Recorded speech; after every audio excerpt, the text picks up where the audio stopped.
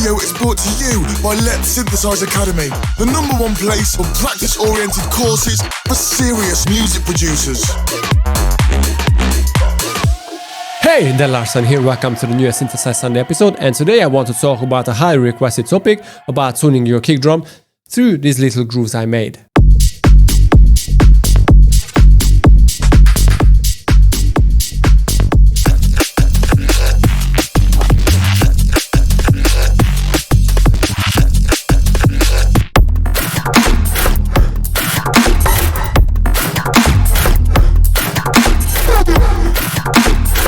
So I'm going to use these grooves to explain why it is necessary or not necessary to tune your kick drums, that you can download from my Patreon below, and don't forget to check my academy for awesome start to finish courses. But right now, let's jump into it.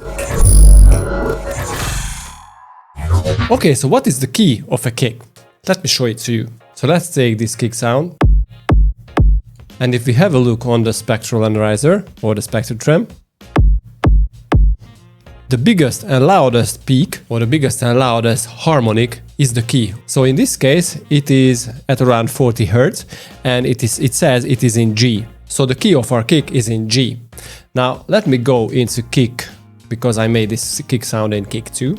This is a lovely plugin. I really love it. So as you can see, the lowest part of the lowest frequency here is set exactly to 49 Hz, and the software instantly tells us that this is in G. And because this is a very long kick, you can instantly hear that this is a very airy and very soft sounding, very nice subby kick sound. And it is very simple to show you. Click on the render, generate, and just drop onto an audio track. So right now we can see how the kick sound looks. So as you can see, this part of the kick is basically the fundamental harmonic, where there is no pitch bending happening here. But this section is way different, because you can tell that there is a huge pitch drop effect going on this part of the kick. So it starts from a higher frequency, goes down to a really low frequency, and basically from this point the pitch drop effect stops. So we can say that this part of the kick, let me just add the fade so we won't have any click,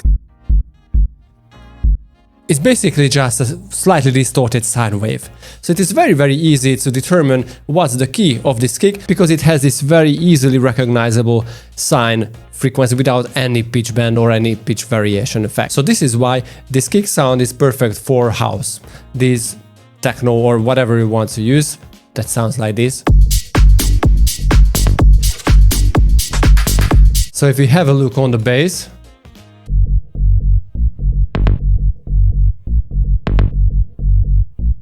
you can hear that the bass sound is very similar, very filtered and very airy, very subby, just like the one that the kick sound has. This is why they fit very well together.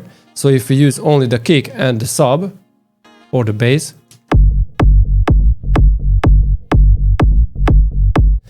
they almost sound like this is one instrument with a click. It is easy to see if we make a new audio track and resample the whole thing. So you will see. So the sub part of the kick and the bass sound basically blends very well together, especially in this section, or this section too. So as you can see, in this particular case, it would be a very good idea to tune your kick to the key of your track, because basically the subby part of the kick takes a very important role, a very important lead in your song, along with your bass of course. And with this stabby and to-do.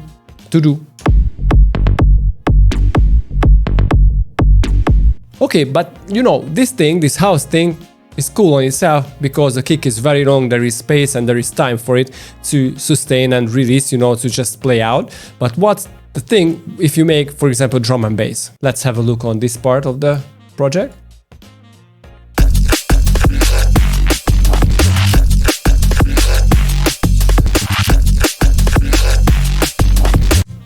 So as you can see, the kick is not very perfectly fitting to the whole thing, and this is intentional because I used the same kick that we used in the previous housey part. The only difference is that basically I just chopped off the subby part. Boom, this is all that I did here. Because, you know, drum and bass is so fast that basically you don't have time for a very long sustaining kick drum. This is why it most of the cases, you know, producers just shorten their kick sound, and this is how you need to use it. So in this particular case, when we don't have basically the fundamental harmonic sustaining or releasing very long, is it really important to tune your kick? Let's have a look. If I apply this EQ that has a spectrum analyzer, you can see that this is very hard to determine the key of your kick, because there is you can't really see the lowest harmonic, the lowest and loudest harmonic. You can just assume that this is the section, but you can't be really sure because, you know, you missed the subby part. Especially if I want to go crazier and, you know, I want to filter the very lows to have a little middle frequency centered kick sound. And this is actually very good for drum and bass.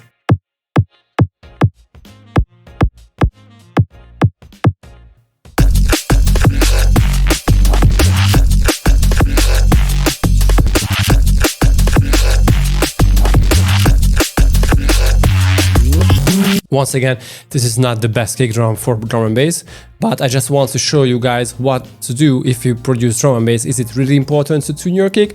I would say in this particular example, for example, in drum and bass, I would not bother too much tuning my kick because the tempo is so fast, you won't have time the kick to release. Also, we don't want to have too much subby frequency from a kick, simply because your basses are so heavy and so distorted, the kick drum won't have the chance to cut through the mix with the subby part. It's just, you know, it's the nature of drum and bass. It is a lot better if you focus on the middle frequency or middle bass frequency area on your kick. So in drum and bass, I would not bother tuning my kick.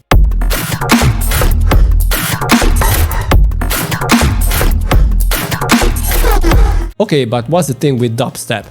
Again, this is not the best kick for dubstep because I miss the really heavy transient. This kick does not have very heavy transient because this is same exact kick again.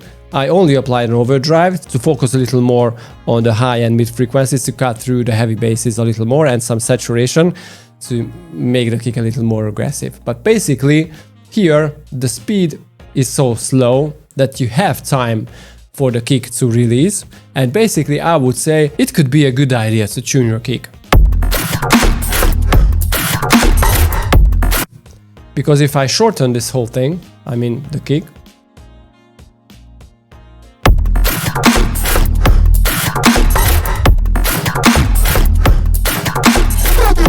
you can hear that it lost something, but still it is very aggressive because the basses take the lead. So if your kick is on point, it cuts through the mix very heavily. I'm not really sure you really need to tune your kick if you produce dubstep, simply because the basses are very heavy. The basses have very huge presence in your mix. I experienced that tuning your kick in a dubstep song is not very essential. And the other thing is that, you know, these basses, they are not really tonal. I mean, these basses are.